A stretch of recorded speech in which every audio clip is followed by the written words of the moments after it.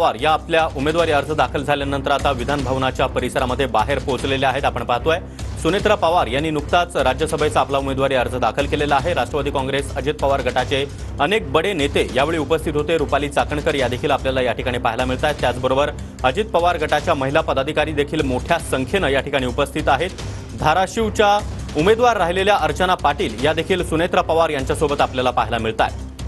तर ही दोन्ही दृश्य आपण पाहतो आहोत। एकीकडे अजित पवार गटाची ही महत्त्वाची बैठक सध्या सुरू आहे। विधान भवन कार्यालयामध्ये सध्या ही बैठक सुरू आहे। धनंजय मुंडे, नरहरी झिरवळ त्याचबरोबर अजित पवार गटाचे इतरही बडे नेते या बैठकीला उपस्थित आहेत। आणि दुसरीकडे आपण पाहतोय की आपला उमेदवारी अर्ज दाखल झाल्यानंतर विधान भवनाच्या पायऱ्यांवर सुनेत्रा पवार या आपल्या सर्व सहकाऱ्यांसह आता दाखल झालेल्या आहेत। रुपाली चाकणकर, अर्चना पाटील या देखील त्यांच्यासोबत आहेत।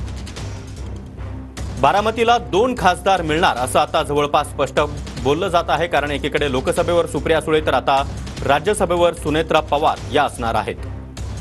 प्रफुल्ल पटेल यांची रिक्त झालेली जागा आणि त्यावर आता सुनेत्रा पवार यांनी आपला उमेदवारी अर्ज दाखल केलेला आहे। महत्त्वाची बाब म्हणजे सुनेत्रा पवार यांचा उमेदवारी अर्ज दाखल करताना शिवसेना असेल त्याचबरोबर भाजप असेल यांचा एकही नेता उपस्थित नव्हता।